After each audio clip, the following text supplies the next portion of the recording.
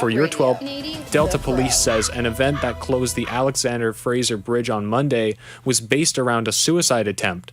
Specifically, in a report they released on Tuesday, they said that various distractions from members of the public impacted their priority to save a man's life. They say that drivers were honking horns, trying to get camera views of the man, and even shouting words of encouragement for the man to jump. Another frustrated motorist drove around several vehicles and crashed, causing several thousands of dollars in damage and distracting officers. Eventually, Delta Police were able to get the man to climb back onto the bridge and surrender to authorities. Lantern City is a celebration of the Lunar New Year that organizers describe as a bridging of cultures. Reporter Astrid Agbayani has more. The lanterns lighting different parts of Vancouver each have a unique theme and significance.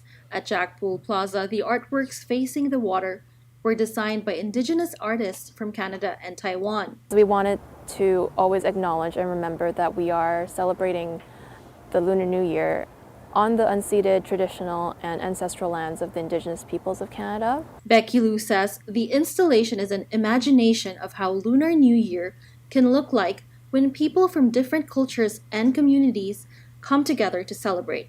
The festival ends on February 20. Astrid Agbayani for 1680 The Crow.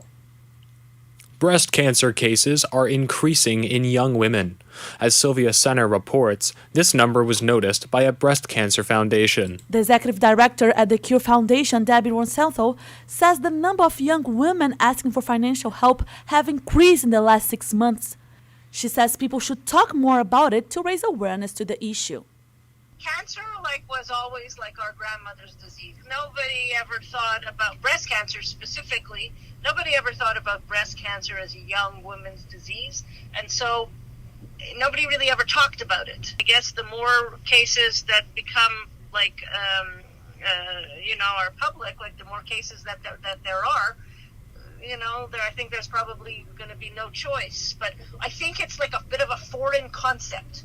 According to the Canadian Cancer Society, 1 in 8 Canadian women will develop breast cancer during their lifetime. Sylvia Senna, 1680 The Crow. We are now joined by our reporter, Sylvia Senna. Sylvia, what are the statistics saying? Hi, Riley. Yes. So according to the Canadian Cancer Society, 25% of all cancer cases in women in 2022 were breast cancer, and 14% of cancer deaths were related to breast cancer. And what can people do to get more educated and become more aware of this? Yeah, so Debbie said that people should talk about it. Survivors should share their stories, but also people should keep in mind that breast cancer has no age. Anyone, women and men, can get it in their 20s, 30s, or 50s. Back to you, Riley. Thanks, Sylvia. BC's yearly avalanche death toll has raised to 5 people in only the first month of 2023. 2 more victims identified as brothers from Pennsylvania were killed in a slide near Revelstoke while heli-skiing. Officials warn that the snowpack conditions on the mountains are only seen once in a decade and are extremely hazardous for backcountry enthusiasts. 2 off-duty police officers from the community of Nelson also died this month from a slide in Caslow. Forecasters have said that conditions are likely to persist for some time in the interior and in northwestern BC. Steve Wilson, the head of BCIT's Center for Digital Transformation, says that a lack of collaboration is a major issue in how health data is handled. Our reporter, Jasper Chu, has the story.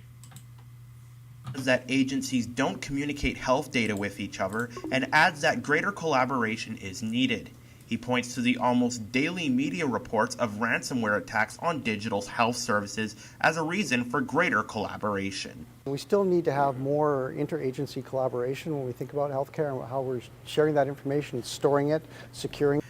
Wilson said it would be critical for the industry moving forward and pointed to the upcoming Vancouver International Security and Privacy Conference coming up as an example. Jasper Chu, 1680 The Crow. The Bank of Canada has raised its key interest rates by a quarter point to 4.5%. Governor Tiff Macklem says the rates will rise depending on economic developments within the central bank. We expect to hold the policy rate at its current level while we assess the impact of the cumulative 425 basis point increase in our policy rate. We've raised rates rapidly, and now it's time to pause and assess whether monetary policy is sufficiently restrictive to bring inflation back to the 2% target. The central bank's interest rates are at a record high since 2007. Ottawa will try to renegotiate its $20 billion package for people who were affected by the First Nations child welfare system. Federal officials will be working on rewriting the $20 billion agreement that was rejected last fall by the Canadian Human Rights Tribunal. The bill attempts to compensate First Nations children and families for underfunded on-reserve child welfare systems.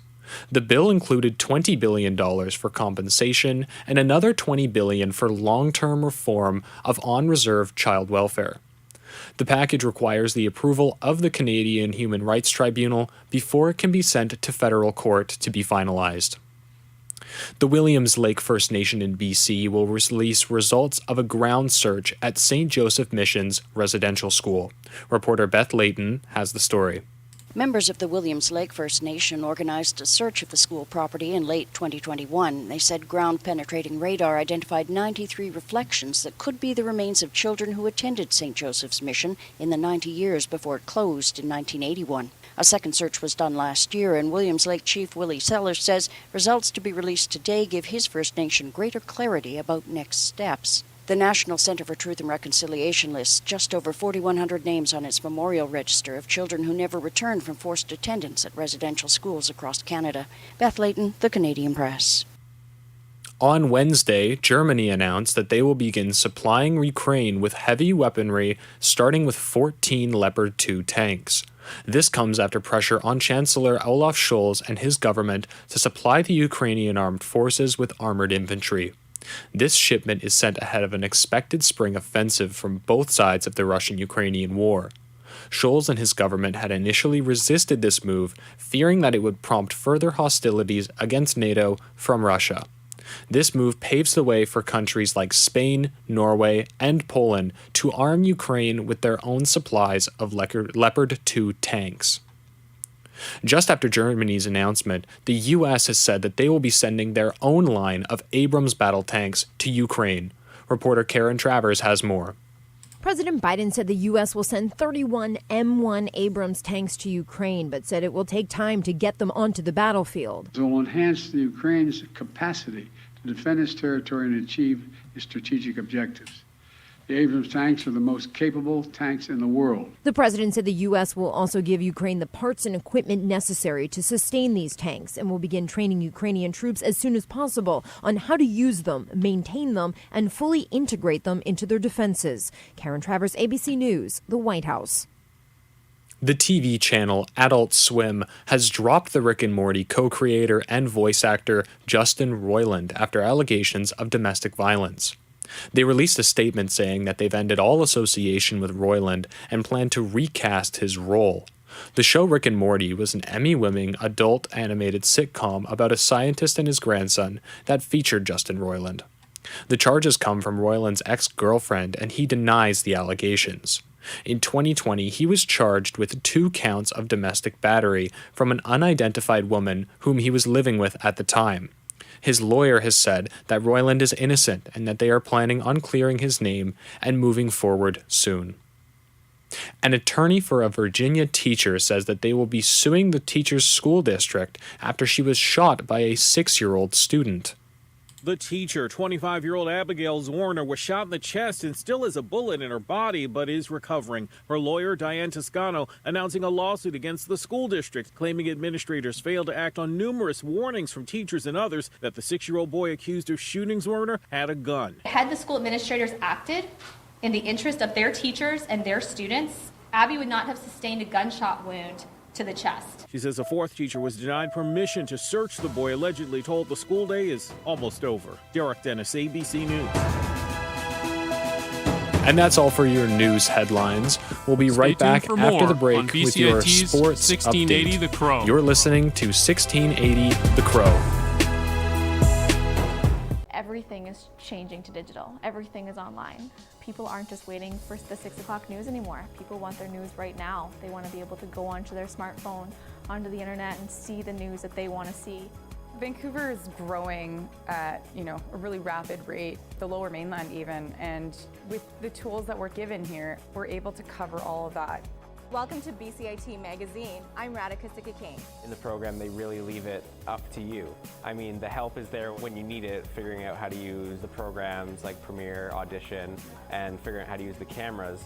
But it's up to you to sort of experiment and figure out what you can do when you go out in the field. They brought candles and flowers to remember the student who lost her life yesterday. Theresa May says the international community condemns Moscow. They really make sure that you know the basics and you are able to put out a quality product. I'm Brady Tretanero. And I'm Radhika King. Thank you for tuning in to BCIT Magazine. This is sports on 1680 The Crow. Welcome back to 1680 The Crow. I'm Riley Lyons with your 12 p.m. sports headlines. The Vancouver Canucks will be taking their new head coach to Seattle tonight to face the Kraken. Head coach Tocchet delivered the team a win last night in his first game against the Chicago Blackhawks. The Canucks will be subbing William Lockwood for Philip DiGiuseppe from Abbotsford. This game marks the third time this season that the Kraken and the Canucks meet. Puck drop is at 7 p.m. The spotlight is on phenom Connor Bedard tonight as he headlines the CHL Tops Prospects game in Langley. Bedard led Canada to gold at the World Junior Hockey Championship in Halifax and is the projected number 1 pick in this year's NHL draft. The 17-year-old from North Vancouver has 81 points, including 39 goals in 33 games with the Regina Pats of the Western Hockey League. Raptors forward OG Anunoby is rumored to want out of Toronto. On Tuesday, radio personality Bob McCone shared this information on his podcast, claiming he was told by an anonymous NBA insider. Anunoby is having one of the best statistical seasons to date and would be highly valuable by any contender for his two-way ability. There has been speculation for some time that the young forward has been displeased with his role within the team. With the February 9th trade deadline fast approaching, Anunoby's day as Raptors could be numbered. Staying with basketball, LeBron James hit a career-high 9 three-pointers while scoring 46 points, but the Los Angeles Clippers hit 19 three-pointers of their own way to a comfortable 133-115 victory over the Los Angeles Lakers. James scored at least 40 points against the Clippers for the first time in his 20-year career, giving him a 40-point game against all 30 teams in the NBA. But the Lakers never caught up after falling behind by 23 points, and James spent the final minutes on the bench after the Clippers pulled away for their 10th consecutive victory over their arena co-tenants. Jalen Hurts, Justin Jefferson, and Patrick Mahomes are finalists for the Associated Press 2022 NFL Most Valuable Player and Offensive Player of the Year awards. The winners will be announced at NFL Honors on February 9th. A nationwide panel of all of 50 media members who regularly cover the league completed voting for the best start of the playoffs. Bills quarterback Josh Allen and Bengals quarterback Joe Burrow are also finalists for MVP. San Francisco 49ers edge rusher Nick Bosa, Chiefs defensive tackle Chris Jones, and Dallas Cowboys edge runner Micah Parsons are the finalists for AP Defensive Player of the Year. Slick fielding third baseman Scott Rowland, who played with the Toronto Blue Jays in 2008 and 2009, has been elected to baseball's Hall of Fame with more than 70% of the necessary votes. The 7-time All-Star and 8-time Gold Glove winner becomes the 18th third baseman elected to the Hall, the fewest of any position. Rowland says playing with the Jays was an unforgettable time. Moving to Toronto, just a whole different game in the American League, that was fantastic for me and my family and the relationships and people that I'm still friends with there. Tommy Paul has reached his first Grand Slam semifinal and ended the surprising run of Ben Shelton by winning their All-American matchup 7-6. And that's all for your sports. Now it's time for the comment. Unconscious bias is usually a term that comes up when people want to address societal issues today that relate to race, gender, age, disability, or sexual orientation. However, an unconscious bias can occur in many different events where individuals make judgments at least partially influenced by prohibiting factors without realizing they do so, usually based on stereotypes or their own personal experience. In a survey by Forbes magazine, employers experiencing workplace biases were 33% more likely to feel alienated and 34% to withhold ideas and solutions. 80% would not recommend their employer. So how do we know when we are addressing an unconscious bias that we are not triggering another one? This issue always reminds me of the book by Scott Gornto titled The Stories We Tell Ourselves, where he addresses how to break the cycle of false assumptions that lead into unnecessary anxieties in a workplace. These tactics could prevent us from shaming someone that may have felt just as much as the victim to a completely different bias. When we pull someone up or call someone out, we gain a sense of strength and empowerment in advocating for ourselves. But are we really thinking about the damaging effects this may cause on their mental health, especially if they too feel discriminated against? When we assess the stories we've told ourselves, we are able to address our own internal issues with someone and show them why our brain has come to this conclusion, allowing space for the other person to share their own concerns or reflection upon a conflict. This not only allows for both parties to take accountability for their own feelings, but addresses the boundaries that they need to implement and the expectations from both of them on how they wish to be treated. It is crucial for us to tackle the unconscious biases that we have in our daily environments, but the most important battle is on how we deliver it. They say hurt people will hurt people, but that is another stereotype that I think we can crush.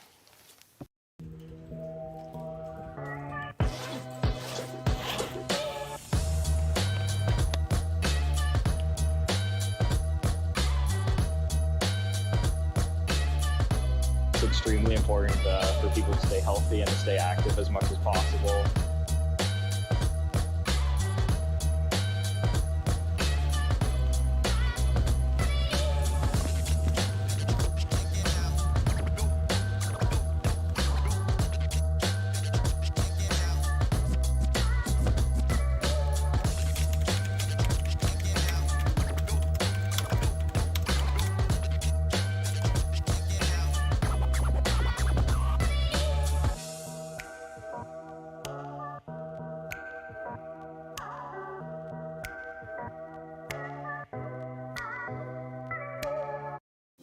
This is 1680 The Crow, and you're listening to our feature presentation.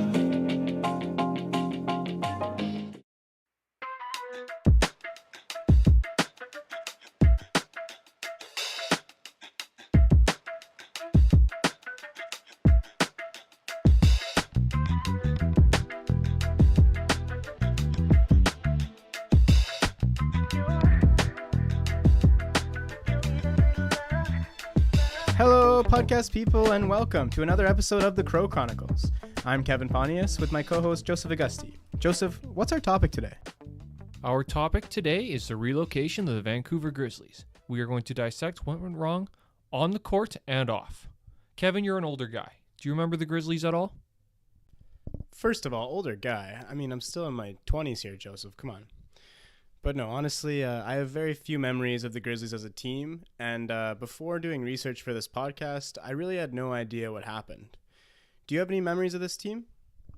I wasn't actually alive. Well, I was, technically, but I was 6 months old when the Grizzlies relocated. And looking back, it just seems ridiculous.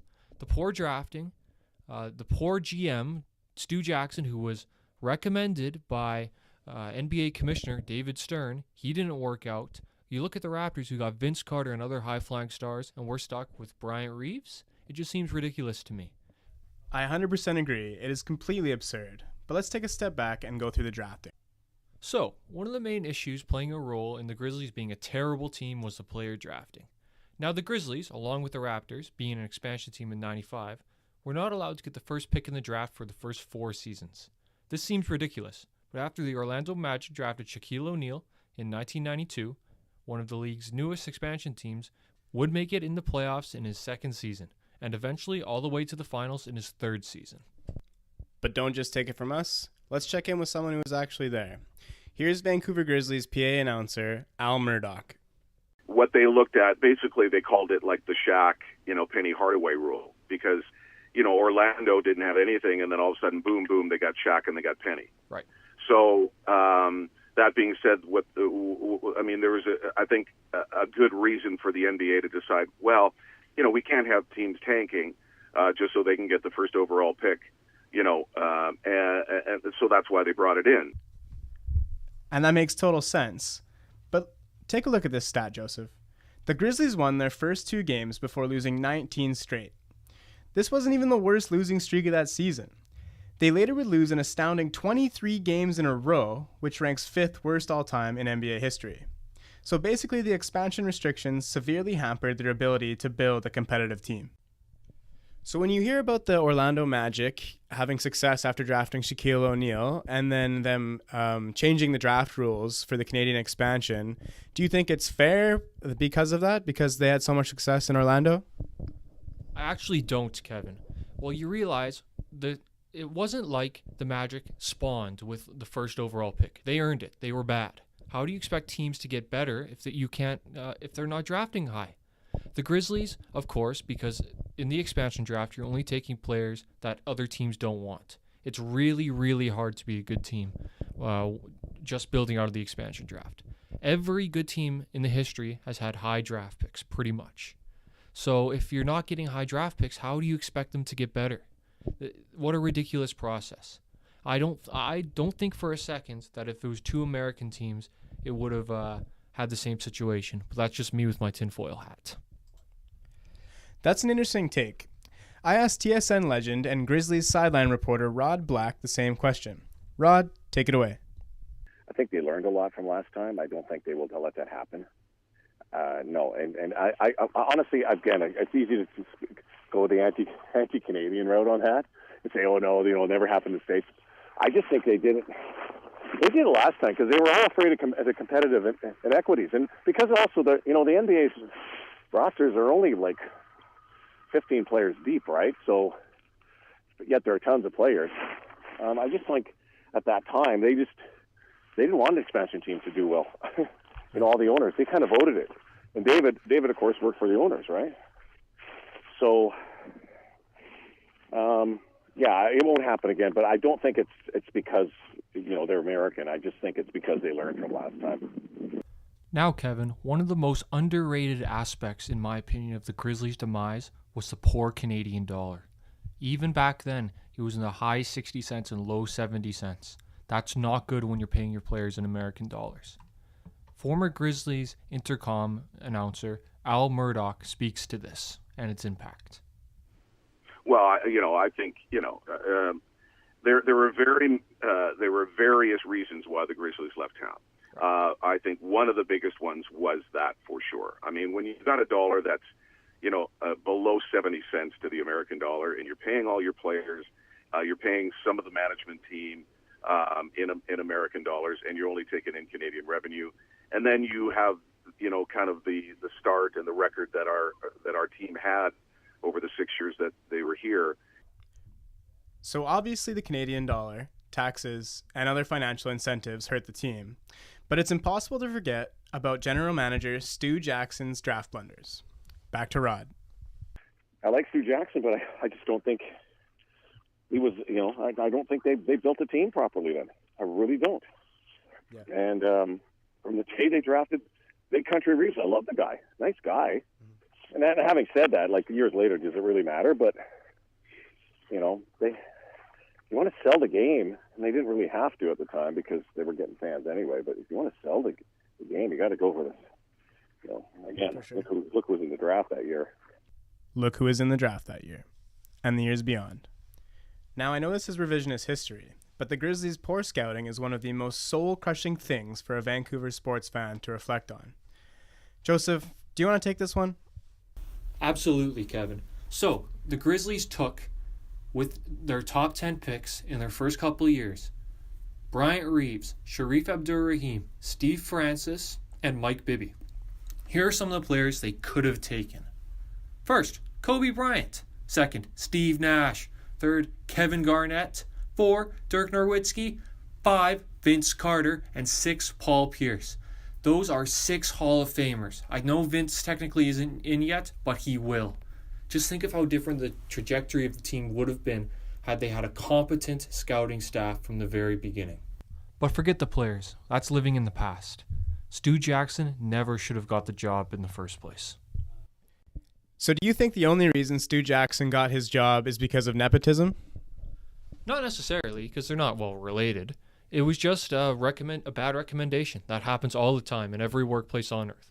No one's well, I am blaming David Stern. I mean, it's nothing personal, but this was David Stern's fault at the end for handing the Grizzlies a poor executive. You look at all the teams, everyone's got a Phil Jackson or a Jerry Krause or a Rob Pelinka, if you want to go that far, or a Masai Ujiri, to use a certain term. But it all starts up top. If the chicken is bad, so are the eggs. Never heard that one. I just made it up. The chicken is, I'm using that for sure. Right. And we're back. Sorry about that. Let's throw back to Rod to finish up the ownership and David Stern narrative. Right. And, to this day, I would argue, and God rest his soul, I love David Stern. He was a man with great vision, and he wanted it to work.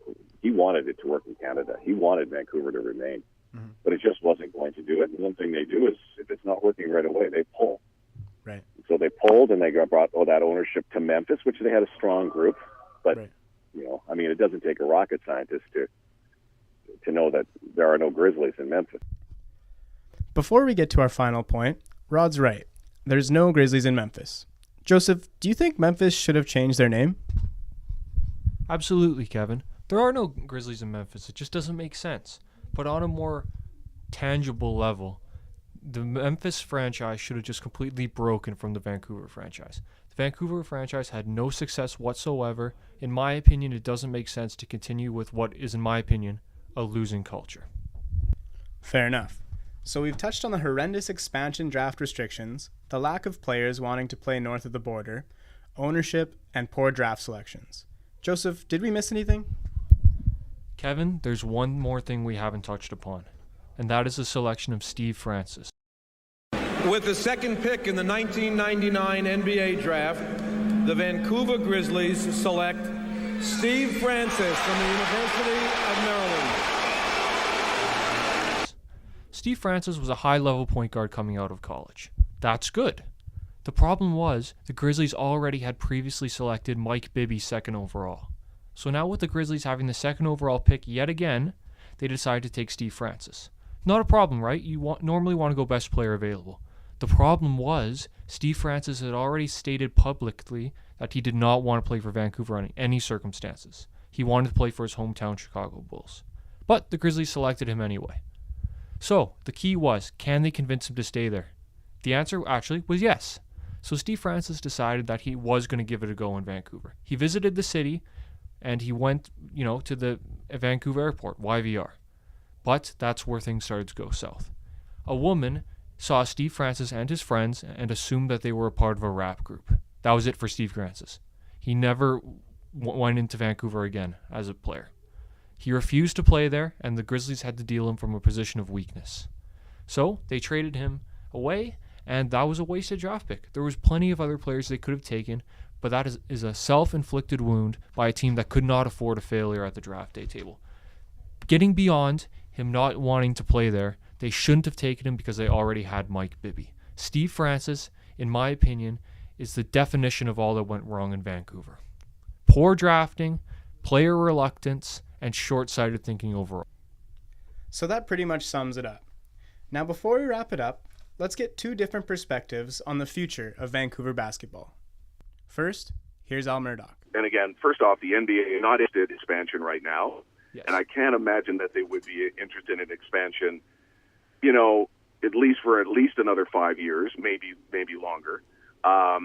They took a shot at Vancouver before, as David Stern, the late David Stern, the ex-commissioner, would say it's one of the biggest disappointments as as being the commissioner Right. is having Vancouver fail. But that being said, you need somebody with $1 billion to be able to get a new team. Oh yeah. So, and again, $1 billion, and you're in Canada, and again, our dollar is hovering around 72, 73 right now. Yes. There was a time over the last decade or so where it was, maybe not a decade, but where it was at par. But I don't know if we'll ever see those times again. So you've got to have a guy with massively deep pockets, or an organization or a group of people with deep pockets to be able to even have a shot at even getting a franchise, let alone trying to make it successful in Canada. So if you're asking me whether or not we're going to get another team in my lifetime, I highly doubt it. Well, that's kind of depressing. But thank you anyways, Al. Rod Black has a different point of view. Take it away, Rod. By the way, I still believe that Vancouver could get an NBA franchise. The market's still there. You just need those days of ownership. Look at the owners of the Raptors at the time, the Slates and the Bitovs. I mean, you had to be just a 100 millionaire, right? You could own a team and have a piece, and it would be fun. You have to be a billionaire plus now. Yeah. Look at Eugene, again, the late Eugene Melnyk in Ottawa. Yeah. Why, they struggled as well. Eugene Melnyk wasn't a billionaire. Right. That's what it is. Any singular ownership or ownership entities have got to be part of a large corporation. So maybe one day, if someone has deep enough pockets, Vancouver basketball will return once again. For Kevin Pontius, I'm Joseph Augusti. Be sure to check out the other episodes of the Crow Chronicles, as well as our social media at BCIT Journalism on Twitter and at BCIT News for Facebook and Instagram. Thanks a lot for listening. Have a great day.